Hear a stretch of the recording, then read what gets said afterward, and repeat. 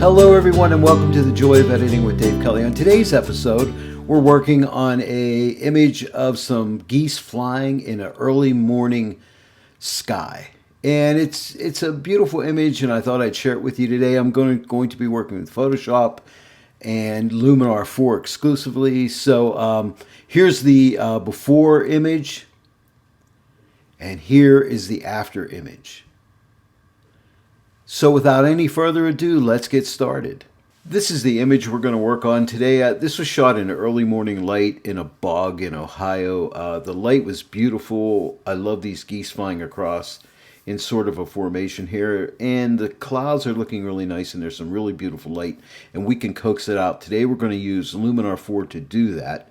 I've duplicated the background layer. Let's go ahead and name this Luminar 4.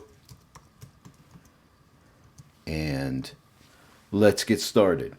Let's come up here to Filter and come down to Skylum Software and choose Luminar 4. And that'll launch Luminar 4. Takes a few secs for it to launch here. And it comes on with the looks here. And I've tried to change that and I haven't figured out a way. If anybody knows how to keep the looks from coming on by default, I would appreciate that because I generally don't start out with looks. So I'm just going to click looks right here and get rid of the looks just to get them off the screen so they don't distract us. Now the first thing I want to do is come up. We're in the essentials group right here. I'm going to come up here to light. And what I want to do is my exposure is good, as you can look at the histogram and see that here. The only thing I want to do is maybe pull the highlights back a little bit, just so we're not clipping any highlights, because I want to maintain all the detail on these lighter clouds here. Maybe open up the shadows slightly here, and maybe let's try smart contrast. Let's just take it up a little bit here. I think right around to 24. I love smart contrast. It's a great filter. The next tool we're going to move to is the AI Enhance, and inside here we have two very wonderful tools. AI Accent and AI Sky Enhancer. Let's start out with AI Accent. Let's just pull this up and see what we got here. On this image, I can pull it up a good bit here because it's a pretty dramatic looking sky. Now let's try the AI Sky Enhancer. See what that does.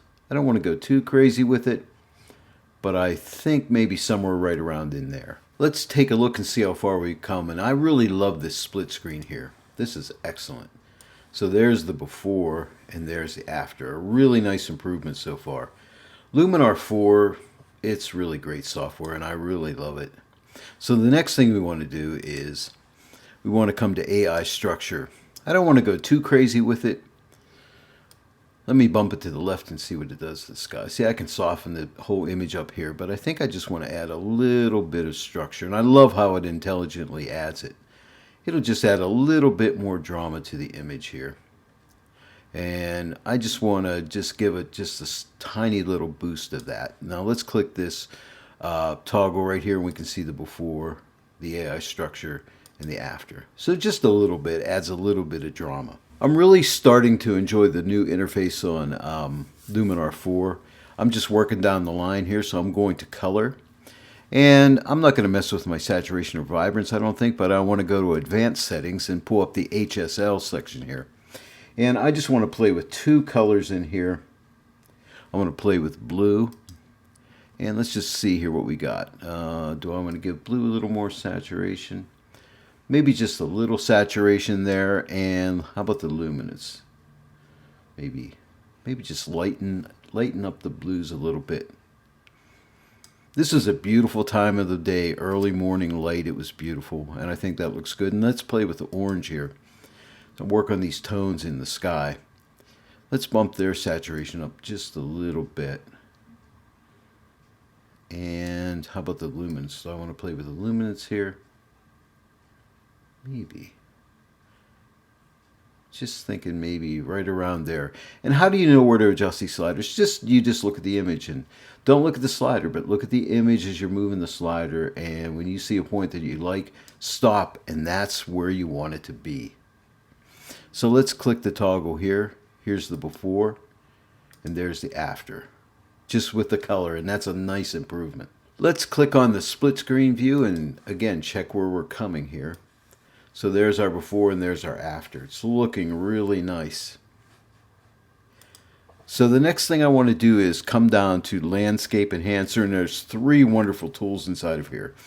Dehaze, Golden Hour, and Foliage Enhancer. Now, I'd like to give this maybe a little bit of dehaze. Let's just see what it does. Now, you don't want to go too crazy here, and I don't want to mess this up, but I'm just thinking maybe a slight amount of dehaze, like around 9. And how about Golden Hour? Let's add a little bit of golden light. Yeah, just a little bit. I don't want too much here, but a little bit. Now let's click the toggle here. There's the before and there's the after. Just a nice little improvement. We just keep making these little changes, and that just gets us the whole way through the editing process. And when we're done, I know we'll be really happy with it. I think we're all done with the Essentials group, so let's move on to the Creative group right here. And what I want to do in here is I want to add a color style LUT to the image. And if you come here where it says choose LUT, that's a drop down menu. And then you got all your LUTs here. And the nice thing about this is you can also download new LUTs as well. And you can buy LUTs. People sell them. I'm sure Luminar sell them as well. But when you hover over these LUTs, you can see the change that they make. And so you can just go through here and just play around. Now I've worked in this image already, so I kind of picked a LUT out here that was working nicely, and that would be the Long Beach. I thought was pretty nice for this one. So let's click Long Beach. Now we have an amount slider here. We can add more of that effect or less of the effect. Now there it is without anything. Now let's just slightly move it up here. Again, we're making all these little changes to our image just to come out with a final finished product. But I'm thinking maybe right around there looks good. And of course we can adjust the contrast. We can give it more contrast. We can give it less contrast. I might just give it slightly less contrast because I don't want these clouds getting too dark. I like the way they're looking, but I don't want them to go over dark here. And we can play with the saturation of LUT if we wanted to. And do I want to mess with it? I think I'm just going to leave it right where it is. And remember, every one of these tools comes with a layer mask. We're going to be using a layer mask eventually here, but not yet. Now let's click the toggle so we can see the before and the after. So I think that's a nice improvement. After I look at this image for a while, I think it would really look nice with either the mystical filter or the Orton effect. Now, let's just play with the mystical filter here,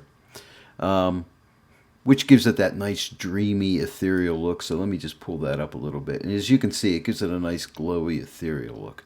And I kind of like that, and I did play around with it, but I ended up saying, no, I'm not going to use that on this one. But what I want to use is an old favorite of mine, and that's found, believe it or not, in the portrait section. So I clicked on the portrait section, and that's the Orton effect right here. Now, there's two different types of the Orton effect. There's type 1. Now, let me pull the amount up, and you'll see it. It adds some contrast and some saturation and some glow to your image here. And let's see here.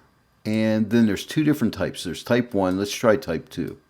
I think I ended up liking type 2 because it wasn't quite as strong of a look. And I'm thinking maybe right around in here. Now I want to use a mask on this one. So let's go to Edit Mask. And then there is, you can either brush this mask on, use a radial mask or a gradient mask, but I want to use a luminosity mask because I only want to apply this to the highlights. And I love doing that with the Orton effect. And even Mystical was using like a luminosity mask. I always like to try that and see how it looks. So let's click on luminosity. And it takes a few seconds here because it has to make a luminosity mask. And when it's done, you'll see right here, you can see the luminosity mask. Now, the effect gets a little weaker when you do that because it's only adding it to the highlights of the image here. Now I can invert it and just add it to the shadows. But I think it works best on the highlights because I want to keep my shadows nice and sharp, like these trees and things like that. I don't want those to get any blurriness to them or glow to them, but I want a little bit of glow in my highlights. So let's toggle this on and off so we can see. Here's the before and after. So as you can see, the effect got a little bit weaker when I put the luminosity mask on. So now let me readjust the amount. And it's only going to be affecting the highlights of the image. Midtones up to the highlights. And it's maybe somewhere right around there. Let's click the toggle before and after. Might be a little too strong. I'm just going to back it off a little bit. Maybe somewhere in there. Let me toggle it again. Before and after. Just softens it up a bit, but I maintain nice detail on my trees. Let's go to advanced settings here. Now you can adjust the softness in here. You can make it a lot softer looking if you move this to the right. And I might just soften a little bit because I like what's happening to the clouds. So I'm going to bring that softness up a good bit. We can brighten this up too, and I'm going to add just a little bit of light to the image. Not much. Because I want to keep that nice morning feel. Maybe around 10 I think looks pretty good. Now we can adjust the saturation as well if we want to pull up the saturation. And I might just pull that saturation up a little bit. Let's toggle here. Now this is only toggling the Orton effect. So there's before and there's after. I'm not going too crazy here, but I like type 2 in here. A lot of times I'm using type 1, but on this particular image, I think type 2 serves it well. Now let's come up to the split screen again, and let's see where we're coming. So there's our before and there's our after. Pretty amazing, I think. I'm really happy with the way this is turning out. Now we're going to be brave and move into the pros section. This is where the pros play, right? All right, so we're in the pros section, and I want to go to advanced contrast. This is a really nice tool inside of here. And basically what I want to do here is work on my highlights and shadows. And so the highlights, contrast, we're going to bump that up. I'm thinking maybe somewhere around 31. And then I'm going to play with the balance slider. So if I move it to the right, you see the effect there. And I move to the left. The highlights get lighter.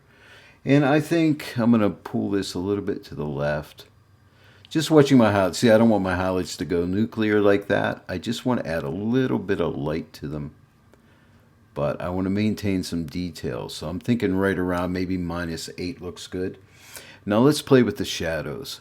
Shadow contrast. So I'm going to move this to the right.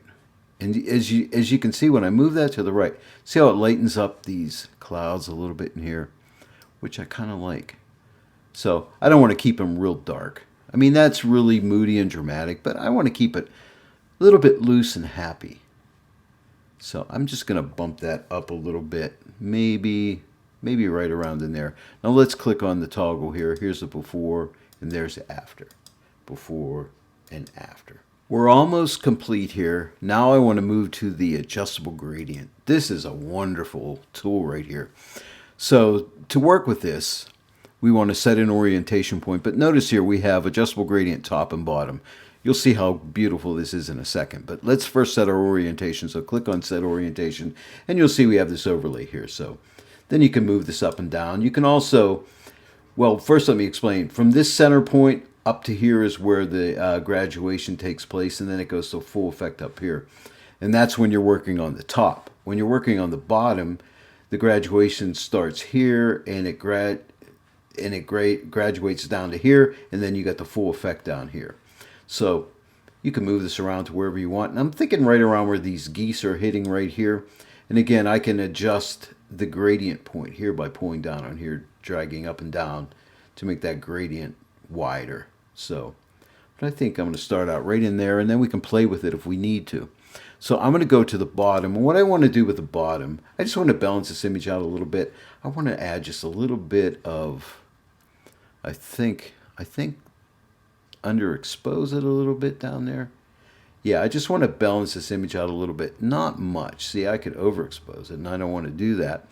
But zero is where it's originally at. So let me just underexpose it slightly. And don't look at the slider, just look at the image and just see where it looks balanced. And I think right around there. So let's click this toggle here. Before and after. Before and after. Now I may have went too far there, so let me just pull this up a little bit.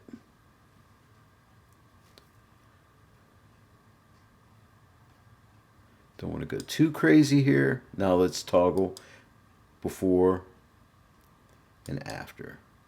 So before and after. And I think that looks really nice. That's balanced out nicely. Now, if we wanted to work on the top, we can click on top.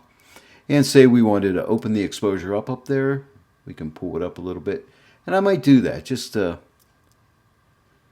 I don't know, just to cheer it up a little bit. I don't want it to look gloomy. I want it to look inviting and cheerful. So I might just open that up a little bit here. Now let's click the toggle again. So there's the before and here's the after. So before and after. And I like that. I think that looks good right there. Now let's come up to the split screen. Click on that icon. And let's pull this slider over to the right. So there's where we started. And here's where we're ending up at right here. Everything looks good. So I think what we're going to do is go ahead and save this out. So all we have to do is come up to the left-hand top corner here. Click Apply. That'll bake these adjustments in. And it'll take us back into Photoshop here. And I got to say, Luminar 4 is an awesome piece of software. And here we are back in Photoshop. So, Luminar 4, so let's click the eye here. Before and after. One more time, before and after. And I think that is really an awesome looking image. Well, there you have it, Geese in flight. I really enjoyed working on this tutorial today. I hope you enjoyed the image and I hope you learned a lot. I love Photoshop and I love working with Luminar 4. I usually like to work with it as a plugin inside of Photoshop, but you can work with it as a standalone product as well. Well, if you enjoyed this video today, please give it a like and share it with your friends. And also, if you're not yet subscribed to my channel, please subscribe and click the bell notification icon. This way you'll be notified every time I put out a new training video. Well, thanks again for joining me today on The Joy of Editing with Dave Kelly, and I'll see each and every one of you right here next time. But until then, happy editing.